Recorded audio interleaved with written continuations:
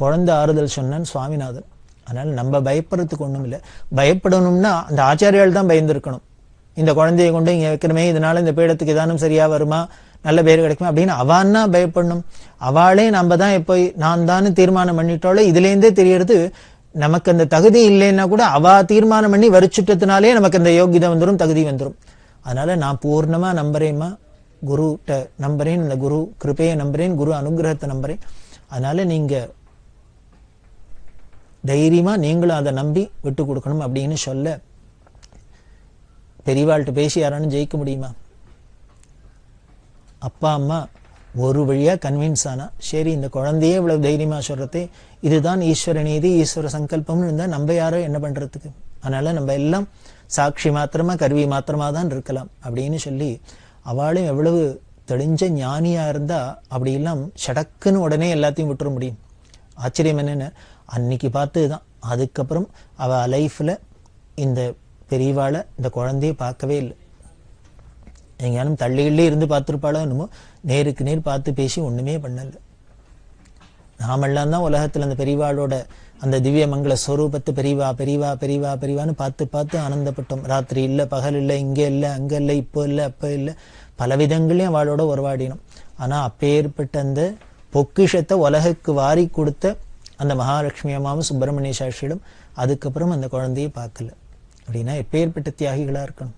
அவசியம் பிராதஸ்மரணையில ஏந்துன்னு அந்த மகாலட்சுமி அம்மாவையும் அந்த சுப்பிரமணிய சாஸ்திரியை தான் நினைக்கணும். அவ பண்ணின உபகாரம் உலகத்துக்கு இப்பேற்பட்ட மகான் கிடைச்ச, தர்மத்துக்கு இப்பேற்பட்ட நல்ல காலம் பொருந்தது. அப்படி அவளோட சம்மதத்தோட கலவைங்கிற இடத்துல பராப வருஷம் மாசி மாசம் 2ஆம் தேதி, அதாவது 1907ஆம் வருஷம் பிப்ரவரி மாசம் 13ஆம் தேதி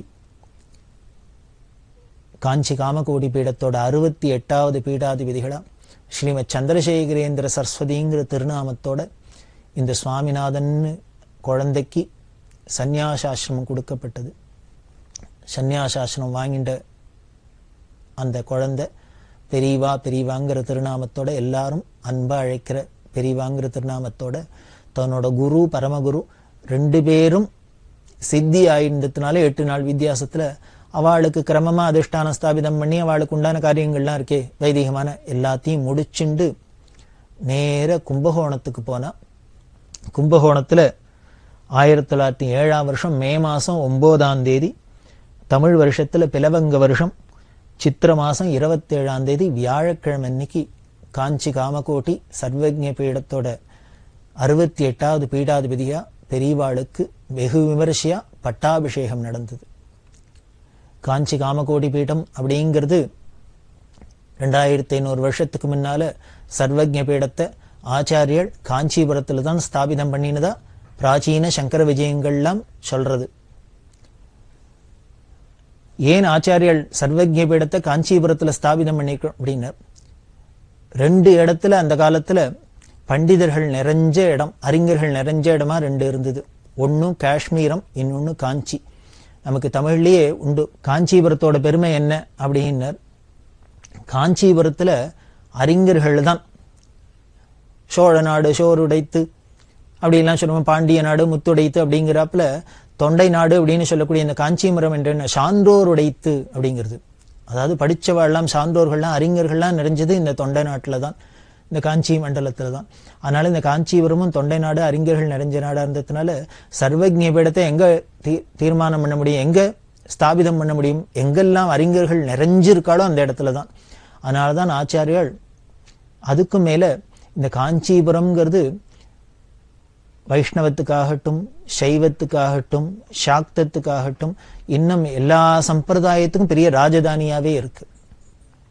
இது மோட்சபுரியில ஒண்ணு. அயோத்தியா, மதுரா, மாயா, காஷி, காஞ்சி, அவந்திகாபுரி, துவாரவதி அப்படின்னு சொல்லக்கூடிய 7 மோட்சபுரிகள்ல ஒரு மோட்சபுரி இந்த காஞ்சி. அந்த 7 மோட்சபுரியில 6 வடக்கு இருக்கு, ஒன்னே ஒண்ணு காஞ்சி இங்க தெற்க இருக்கு. அதனால இந்த தட்சிண திக்குக்கு ரொம்ப முக்கிய கேந்திரமா இந்த காஞ்சியை தான் ஆச்சாரியால் செலக்ட் பண்ணிருப்பா, அங்கதான் பண்ணினா அப்படின்னு சங்கர விஜயங்கள், பிராச்சீன சங்கர விஜயங்கள்லாம் சொல்றது நியாயம் சத்தியம் அப்படிங்கிறதுக்கு பல நமக்கு இது மாதிரிலாம் விஷயங்கள் தெரியுது. அந்த காஞ்சிபுரத்துல ஆச்சாரியால் பகவத்பாதால் 2500 வருஷத்துக்கு முன்னால் சர்வஜ்ஞ பீடத்தை ஸ்தாபிதம் பண்ணியிருந்தாலும் அது தொடர்ந்து காஞ்சி காமகோடி பீடாதிபதிகளால அங்கேயே ராஜதானியா வச்சுட்டு பரிபாலனம் பண்ணப்பட்டு வந்தது.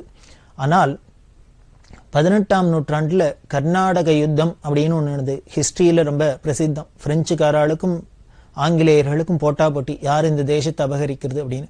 அதனால இந்த கர்நாடக யுத்தம் அப்படின்லாம் ஒண்ணு நடந்திருந்தது. இவ என்ன பண்ணுவா, இந்த பிரெஞ்சுக்காராலும் வெள்ளக்காராலும் இந்த நம்ம நாட்டுல பல ராஜாக்கள்லாம் ஆட்சி பண்ணியிருந்தா இல்லையா, பிரதேசமா, அவளெல்லாம் தங்கள் பக்கத்துக்கு இழிச்சுப்பா. ஆசை காட்டி அத்தை பண்ணி தங்க பக்கம் வச்சுட்டு தங்கள் சைடுல இவா ஒரு பக்கம், சில பேர்லாம் தங்க பக்கம் வச்சுப்பா, அவா தங்களை சில பேர்லாம் தங்கள் பக்கம் வச்சுப்பா. இப்படி வச்சுன்னு என்ன பண்ணா, ஒருத்தருக்கு ஒருத்தர் மூட்டி விட்டு அவா ஒருத்தருக்கு ஒருத்தரே சண்டை போட்டுக்கிறது. போட்டுண்டா அந்த இடம் ஒரே கலையபரமா போயிடும், கலவரமா போயிடும். அந்த சமயத்துல இவ உள்ள போந்து அங்க அதை ஆக்கிரமிச்சுக்கிறது. இது மாதிரிலாம் பண்ணியிருந்த காலம். அப்படி இருக்கிறதே ஆற்காடு நவாபுக்கும் இந்த சண்டையெல்லாம் வந்தது. அந்த ஆற்காடு நவாபெல்லாம் வந்து இதுங்க. அதே மாதிரி ஹிஸ்டரியில பார்த்தீங்கன்னா டெல்லியில இருந்த சுல்தான் மாலிகாபூர் இங்க தட்சிண தேசம் வரைக்கும், ராமேஸ்வரம் வரைக்கும் படையெடுத்து வந்தது எல்லாம் சருது. இப்படி அந்நியர்கள்லாம் படையெடுத்து வந்து பல கலைவரங்கள்லாம் நடந்திருந்தது. இந்த கர்நாடக யுத்தம்லாம் நடந்திருந்ததுனால அந்த காலத்துல இருந்த அப்போ பீடாதிபதிகளா இருந்த 62வது பீடாதிபதிகள் ஸ்ரீமத் சந்திரசேகரேந்திர சரஸ்வதிங்கிற திருநாமம். அவளால காஞ்சிபுரத்துல நித்தியம் சந்திரமௌலீஸ்வர பூஜை பண்ணிட்டு ஞான விசாரம் பண்ணிட்டு ஏகாந்தமா அமைதியா இருக்க முடியல. ஏன்னா ஒரே எப்ப பாரு ஒரே சண்டை சச்சரவு. இந்த சூழ்நிலை எப்போ சரியாகும், எப்ப அமைதி திரும்பும்னு தெரியாது. அதனால இங்க இனிமே இருக்க முடியாது, இங்க இருக்கிறது சரியே இல்லை அப்படின்னு தோணி அவ என்ன பண்ணினா, நம்ம எங்கேயான ஏகாந்தமா ஒரு இடத்துல போய் அமைதியா இருக்கணும் அப்படின்னு ஆசைப்பட அவ சொக்க தங்கத்தினால பண்ணின விக்கிரகம் காமாட்சி விக்கிரகம், அந்த பங்காரு காமாட்சின்னு அந்த தங்க சிலையான காமாட்சி விக்கிரகத்தையும் எடுத்து. ஏன்னா அந்நியர்கள் படையெடுப்புல கோவிலை உடைக்கிறது, சிலையை உடைக்கிறது, அதில் உள்ள ஐஸ்வர்யங்களை சூறையாடுறது இப்படி எல்லாம் பண்ணியிருந்ததுனால இந்த தங்க விக்கிரகத்துக்கு ஏதான ஹானி வந்துட போறதுன்னு இந்த தங்க விக்கிரகத்தையும் எடுத்துட்டு இங்கேருந்து தென் திசையை நோக்கி போக உடையார்பாளையம்ங்கிற இடத்துக்கு போனா.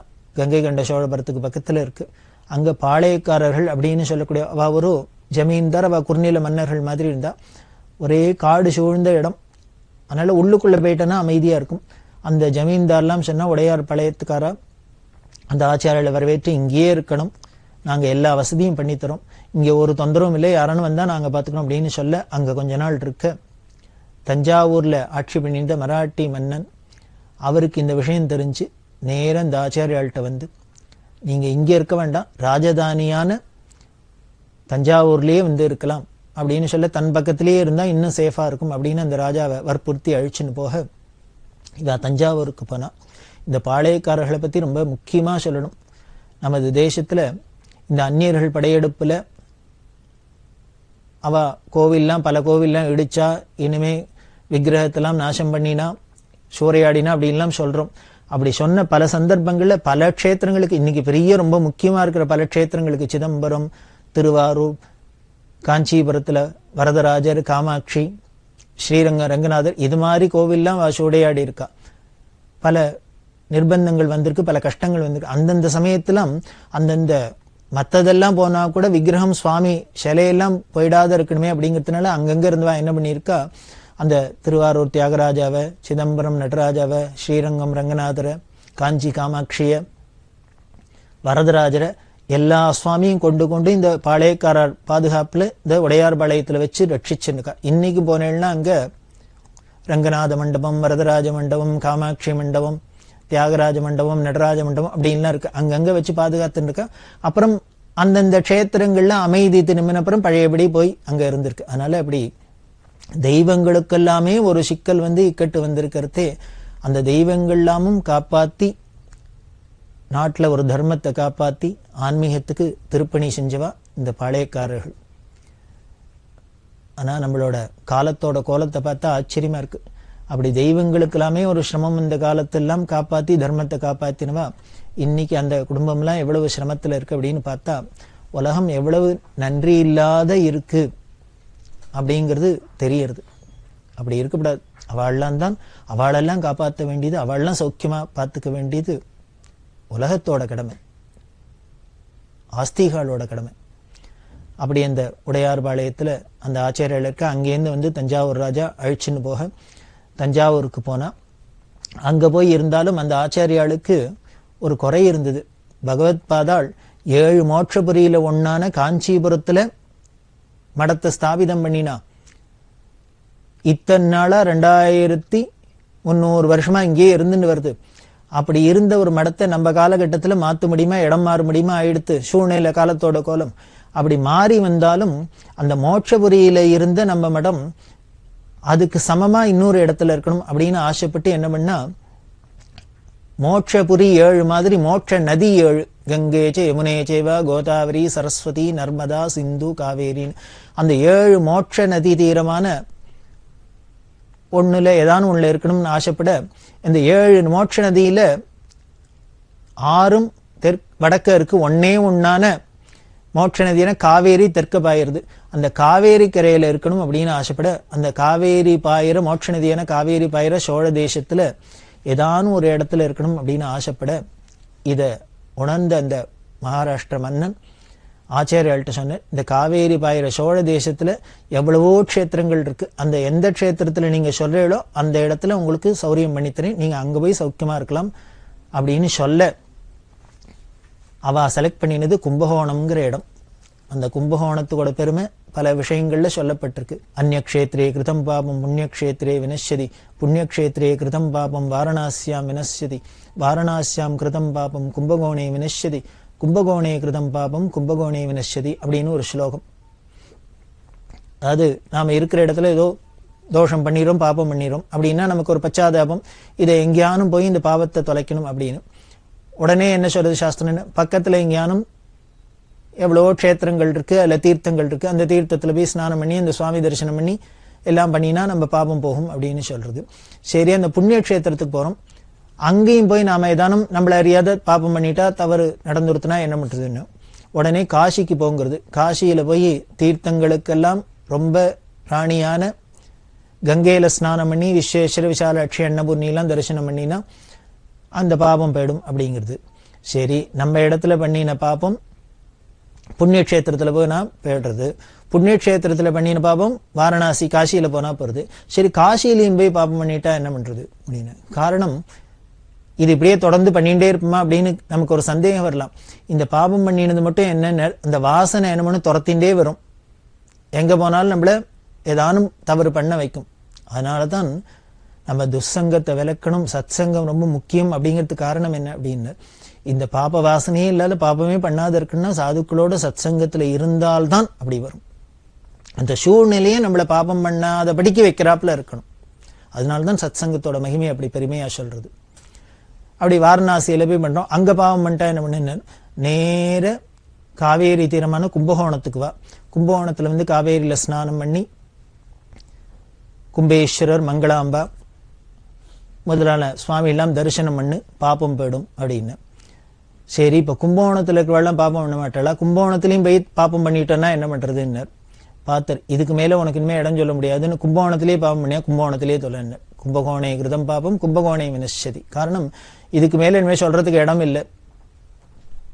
இனிமே நாம கைலாசத்துக்கு போனா என்ன பண்ணேன், அங்க போய் தப்பு பண்ணா என்ன பண்ண, வேற வழி கிடையாது, கைலாசத்திலேயே தான் தொலைக்கணுங்கிறாப்புல அப்படி ஒரு மகிமை உள்ளது. க்ஷேத்திரம் பெரிய பாஸ்கர க்ஷேத்திரம் அப்படின்னு பேரு. ஆதி கும்பேஸ்வரர் அப்படின்னு, மங்களாம்பிகா மந்திரபீடேஸ்வரி அப்படின்னு அம்பாளோட சக்தி பீடங்கள்ல ஒண்ணு. அம்பாள் மந்திரபீடத்துல இருக்கா, மந்திரபீடேஸ்வரி அப்படின்னு. இந்த கும்பேஸ்வரர் தான் பிரளயத்துல என்ன ஆச்சு அப்படின்னு, இந்த சிருஷ்டி பீஜங்கள்லாம் ஒரு கலசத்துல போட்டு பிரம்மா மலையில வச்சுட்டு கைலாசத்துல வச்சுட்டு பூஜை பண்ணிட்டு இருக்க, மகா பிரளயம் எல்லா இடத்துலயும் வர, அந்த பிரவாகத்துல இந்த சிருஷ்டி பீஜத்தோட கலசம் முதந்து போயிடுத்து. முதந்து போனா இந்த சிருஷ்டி பீஜம் இருந்தாதான் பிரம்மாவால அடுத்தது சிருஷ்டி பண்ண முடியும். அப்படி இருக்க அந்த சிருஷ்டி பீஜத்தெல்லாம் மீட்டு தரணும் அப்படின்னு சொல்ல, பரமேஸ்வரன் என்ன பண்ண, பிரார்த்தனை பிரம்மாவோட பிரார்த்தனைக்கு இணங்க, தேவதைகளோட பிரார்த்தனைக்கு இணங்க பரமேஸ்வரன் கிராத ரூபம் அப்படின்னு சொல்லக்கூடிய, கிராதன்னா வேட ரூபத்துல வந்து ஒரு பானத்தை போட்டு அந்த கலசத்தை உடைக்க, அதுலேருந்து சிருஷ்டி பீஜத்தெல்லாம் பிரம்மா எடுத்து சிருஷ்டி பண்ணார் அப்படின்னு புராணங்கள்லாம் சொல்லப்பட்டிருக்கு. க்ஷேத்திர மகாத்மியம் அதெல்லாம் சொல்றது. அப்படி அந்த கலசத்தை உடைக்கிறதே அதோட அந்த கழுத்து அப்படின்னு சொல்லக்கூடிய அந்த பாகம் இருந்துதான் கும்பகோணம். குடமூக்கு அப்படின்னு தமிழ்ல சொல்லுவா அந்த கும்பகோண க்ஷேத்திரம். அந்த அந்த கலசத்துல அமிர்த பீஜம்லாம் வச்சிருந்தாலே அந்த கலசத்துல இந்த தீர்த்தம்லாம் இருக்கிறது தான் மகாமக குளம் அப்படின்னு தடாகம்னு தீர்த்தம்னு சொல்றோம். அதுவா இருக்கு. அங்க 12 வருஷத்துக்கு ஒரு தினம் எப்படி வடதேசங்கள்லாம் கும்பமேளா நடக்கிறதோ அது மாதிரி இந்த தென் திசையில நடக்கிற ஒரே கும்பமேளா இந்த மகாமகம்னு சொல்லக்கூடிய 12 வருஷத்துக்கு ஒரு தினம் வருது. குரு சிம்ம ராசியில மகா நட்சத்திரத்துல பிரவேசிக்கிறது இந்த கும்பகோணத்துல விசேஷமா நடக்கிறது. இப்படி க்ஷேத்திரம், தீர்த்தம், மூர்த்தின்னு எல்லா விதத்திலையும் பெருமை மிகுந்தது இந்த கும்பகோணமா இருக்கிறதுனால இந்த கும்பகோணத்தை அந்த ஆச்சாரியால் செலக்ட் பண்ணா. அதுக்கு மேல இந்த கும்பகோணத்துக்கு இன்னொரு விசேஷ பெருமை இருக்கு. என்னன்னா ஆச்சாரியாளுக்கு பகவத் பாதாளுக்கு ரொம்ப நெருங்கின சம்பந்தம் உள்ளது இந்த கும்பகோணம். அது என்ன அப்படின்னா பகவத் பாதாள் காலடியில பிறந்தா கேரள தேசத்துல அப்படின்லாம் நாம பாக்குறோம். இந்த கேரள தேசம்ங்கிறதே பரசுராமரால நிர்மாணம் பண்ணப்பட்டது. பரசுராமர் என்ன பண்ணார், எல்லா க்ஷத்ரியாலையும் ஜெயிச்சு எல்லா ராஜ்யத்தையும் தான் அடைஞ்சார். இதை தடுக்கணும் அப்படிங்கிறதுனால இதுக்கு ஒரு முற்றுப்புள்ளி வைக்கணுங்கிறதுனால என்ன பண்ணினார், தேவதைகள்லாம் பிரார்த்தனை பண்ண காஷ்யபர் அவர்கிட்ட இது அத்தனை பூதானமா வாங்கிட்டார். காஷ்யபருக்கு ஒரு பூதானம் பண்ணினார். உடனே காஷ்யபர் சொன்ன எல்லா பூமியும் என்கிட்ட கொடுத்துட்ட, இனிமே என் இடத்துல இருக்கக்கூடாது, நீ தனியா போகணும் அப்படின்னு. அப்போ அவர் என்ன பண்றது, எடுக்கிறதுக்கு இடம் வேணுமே. அப்ப என்ன பண்ணினார், அந்த மேற்கு தொடர்ச்சி மலை மேல ஏறி நின்றுட்டு அது வரைக்கும் சமுத்திரம் இருந்தது. தன்னோட பரசுவ கோடாலிய சமுத்திரராஜன் ஆக்ஞை போட்டு சொல்லி விட்டு எறிஞ்சார். இந்த பரசு இந்த கோடாலி எது வரைக்கும் போய் விழறதோ அது வரைக்கும் நீ ஒதுங்கி எனக்கு நிலம் கொடுக்கணும் அப்படின்னு சொல்ல, அந்த பரசுராமரோட அந்த கோடாலி எங்க போய் விழுந்ததோ அது வரைக்கும் சமுத்திரராஜன் ஒதுங்கி இடம் கொடுக்க, அதுதான் இன்னைக்கு கேரள தேசம் அப்படின்னு. இன்னைக்கும் பரசுராம கஷேத்திரம் அப்படி வந்ததுதான் இந்த கேரள உற்பத்தி அப்படி எல்லாம் சொல்றது. அந்த பரசுராம கஷேத்திரம் அதுக்கு இவர் லேண்டை கிரியேட் பண்ணிட்டார். அங்க மனுஷா வேணுமே, அதுக்கு எங்கேருந்து அதை கிரியேட் பண்ண முடியாது. இனிமே பிரம்மாவுக்கு போட்டியா சிருஷ்டி பண்ண முடியாது. அதனால என்ன சொல்றது அப்படின்னா, இந்த பரசுராமர் இந்த நிலத்துல வசிக்கிறதுக்கு மனுஷாலாம் வேணுங்கிறதுனால பக்கத்துல இருந்த தமிழ்நாடு, ஆந்திரா, கர்நாடகா முதலான தேசங்கள்ல இதெல்லாம் படிச்ச வேத வித்துக்கள் பிராமணோத்தவர்கள்லாம் கொண்டு வந்து அங்க குடியேற வச்சார் அப்படின்னு. நம்பூதிரிகள் பரம்பரையெல்லாம் அப்படி வந்ததுதான். இன்னமும் அவளோட வீட்டு பேர்லாம் வச்சுருப்பா. அதுல பார்த்தாலே தெரியும் இவ கன்னட தேசத்திலேருந்து வந்துவாளா, தமிழ் தேசத்திலேருந்து வந்துவாளா, தெலுங்கு தேசத்திலேருந்து வந்துவாளான்லாம் தெரிஞ்சுள்ளும். அப்படி பல பேரையும் அங்க மைக்ரேட் பண்ணி கொண்டு போனார். அப்படி கொண்டு போறதே என்ன பண்ணா, அதனாலதான் நம்பூதிரிகளுக்கு மற்ற இடத்துக்கு இல்லாத சம்பிரதாயங்கள்ல மாத்தின காரணம், இவ பழையபடி இந்த இடத்துல சரியில்லைன்னு தங்களோட ஒரிஜினல் லேண்டுக்கு பெய்டாத இருக்கணும் அப்படிங்கிறதுனால இங்கேயே கம்பல்சரியா இருக்கணுங்கிறதுக்காக. அப்படி தமிழ்நாடு, ஆந்திரா, கர்நாடகால இருந்தெல்லாம் இவர் பிராமணாலாம் அங்க கொண்டு போனா அப்படின்னு சொன்னோம். அப்படி தமிழ்நாட்டிலேருந்து சோழ தேசத்திலேருந்து மைக்ரேட் ஆகி போன ஒரு குடும்பம் தான் பகவத் பாதாளோட குடும்பம். அந்த பகவத் பாதாளோட அந்த மூதாதைகள் எங்க இருந்தா அப்படின்னா, இந்த கும்பகோணத்துக்கு பக்கத்துல சிவபுரம் அப்படின்னு ஒரு ஊர் இருக்கு. அந்த சிவபுரத்துல தான் பகவத் பாதாளோட பூர்வீகமான ஊர். அவளோட மூதாதையர்கள்லாம் இருந்தது. இதுக்கு சாட்சியா என்னன்னு, அந்த ஊர்ல உள்ள சுவாமி பேர் சிவகுருநாதன் பேரு. அந்த சிவபுரத்தில் உள்ள சுவாமி பேர் சிவகுருநாத சுவாமின்னு பேரு. பெரியவா சொல்றா, பகவத் பாதாளோட அப்பா பேரும் சிவகுருன்னே இருக்கு. ஏன்னா நம்ம ஒரு ஊரை விட்டு இன்னொரு ஊருக்கு போனா கூட அங்க பழப்பு நிமித்தமா அங்க போய் இருந்தா கூட நம்மளோட பிராச்சீனமான ஊரு, அந்த ஊர்ல உள்ள சுவாமி, அதெல்லாம் நமக்கு அந்த அபிமானம் விடாது. அதனால்தான் போல இருக்கு பகவத் பாதாளோட தாத்தாவான வித்யாதிராஜர் தன்னோட பூர்வீக ஊர் க்ஷேத்திரமூர்த்தியான சிவகுருநாத சுவாமி பேரையே தன்னோட பிள்ளைக்கு சிவகுருன்னு பேர் வச்சிருக்க. இதுதான் பகவத் பாதாளோட அப்பாவோட பேராவும் அமைஞ்சிருக்கு. அப்படி இருக்க இந்த சிவபுரத்திலேருந்து ஆச்சாரியால் போனதுனால ஆச்சாரியாளுக்கு மூதாதையர்களோட ஊரெல்லாம் இந்த கும்பகோணமும் அதுக்கு பக்கத்துல இருக்கிற சிவபுரமும். இந்த கும்பகோணம்ங்கிறது, இந்த சிவபுரங்கிறது கும்பகோணத்தோட பஞ்சக்ரோஷ எல்லைக்குள்ள வந்துடுறது. பஞ்சக்ரோஷ எல்லை அப்படின்னு ஒரு சாஸ்திரங்கள்ல ஒரு விஷயம். ஒரு புண்ணிய கஷேத்திரம் இருந்தா அதை சுத்தி பஞ்சக்ரோஷம்னா 5 குரோஷம் கிலோமீட்டர் கணக்கில் சொல்லணும்னா கிட்டத்தட்ட 10 கிலோமீட்டருக்கு மேல அந்த க்ஷேத்திரம். இப்ப காஞ்சிபுரம் அப்படின்னா காஞ்சிபுரத்தை சுத்தி 10 கிலோமீட்டர் வரைக்கும் காஞ்சிபுரத்தோட பெருமை தான். கும்பகோணம் அப்படின்னா கும்பகோணத்தை சுத்தி 10 கிலோமீட்டர் வரைக்கும் அந்த கும்பகோணத்தோட விசேஷம் தான். அப்படி பார்த்தா இந்த பஞ்சக்ரோஷ எல்லைக்குள்ளேயும் இந்த கும்பகோணமே இருக்கு. காவேரி தீரமாவும் இருக்கு. அதனால இந்த கும்பகோணத்தை செலக்ட் பண்ணி சொல்ல, அந்த இடத்துல மகாராஷ்டிர ராஜா டபீர் பந்த் அப்படிங்கிற தன்னோட மந்திரியை விட்டு பிராச்சீனமா இருந்த மடத்தையே விஸ்தாரமா கட்டித்தர சொல்லி, மடத்துல கைங்கரியம் பண்றவாளுக்கு எல்லாம் அவ தங்கறதுக்கு வசதியா எல்லாம் சாலைகள்லாம் அமைச்சு எல்லாம் பண்ணி நிர்மாணம் பண்ணி கொடுத்து சௌக்கியம்லாம் பண்ணி கொடுக்க அன்னியிலேருந்து 200 வருஷமா இந்த காஞ்சி காமகோடி பீடம் கும்பகோணத்திலேயே எங்கிண்டு வருது. அதுக்கப்புறம் பெரியவா நாளில் தான் கொஞ்சம் கொஞ்சமா நகர்ந்து இந்த காஞ்சிபுரத்துக்கே பழையபடி ராஜதானியா இந்த காஞ்சி காமகோடி பீடம் வந்தது. இப்படி கும்பகோணத்துக்கு மைக்ரேட் ஆகி போய் அங்கே 200 வருஷமா இருந்ததுனாலேயே காஞ்சி காமகோடி பீடத்தில் 62, 63, 64, 65, 66 எல்லா பீடாதிபீடும் அங்கே கும்பகோணத்திலேயே இருக்கிறாப்லேயே ஆயிடுத்து. இது ஒரு இடத்துல போய் நம்ம சௌக்கியமா இருந்தோம் அப்படின்னா அந்த இடத்துலயே நிரந்தரமா இருக்கிறதுங்கிறது எல்லாருக்கும் இயற்கை. இன்னைக்கு கூட பாக்குறோம், அமெரிக்காவுக்கு போனா அங்க சௌக்கியமா இருந்தா வீடு வாசல் வேண்டாம் அங்கேயே செட்டில் ஆயிடுறான். அதை போலதான் இங்கேயும் வாழும் இப்படி ஆகியிருக்கா. அது எந்த அளவுக்கு ஆயிடுத்துன்னர், இது கும்பகோண மடம் கும்பகோண மடம் கும்பகோண சுவாமிகள் அப்படின்னு வாழ சொல்ற அளவுக்கு அந்த கும்பகோணமும் இந்த காமகோடி பீடத்துக்கும் ஒட்டி நொடுத்தும். ஆனா ஆச்சாரியால் இதுதான் வரலாறு, இது சரிங்கிறதுக்கு இதுக்கு இன்னொரு பலம் என்ன அப்படின்னர், முத்துசுவாமி தீட்சிதர் அப்படின்னு கர்நாடக இசையில பெரிய மேதை, அவரோட தாத்தா வெங்கடேஸ்வர தீட்சிதர். முத்துசுவாமி தீட்சிதர் இந்த வெங்கடேஸ்வர தீட்சிதருக்கெல்லாம் பூர்வீகம் காஞ்சிபுரத்துக்கு பக்கத்துல விரிஞ்சிபுரம் அப்படிங்கிற ஊர். அந்த முத்துசுவாமி தீட்சிதரோட அப்பா ராமசுவாமி தீட்சிதர், அவரோட அப்பா வெங்கடேஷ தீட்சிதர், இவெல்லாம் ஸ்ரீவித்யா உபாசகர். அந்த வெங்கடேஷ தீட்சிதருக்கு அம்பாள் நேரம் வந்து இந்த பிரதேசத்துல கலவரம் வரப்போறது, அதனால நீ எல்லாரையும் அழிச்சுட்டு தென் திசையை நோக்கி மத்தியார்ஜுனம்போ அப்படின்னு அம்பாள் உத்தரவு பண்ணிதான் முத்துசுவாமி தீட்சிதர் சரித்திரத்தை சொல்றது.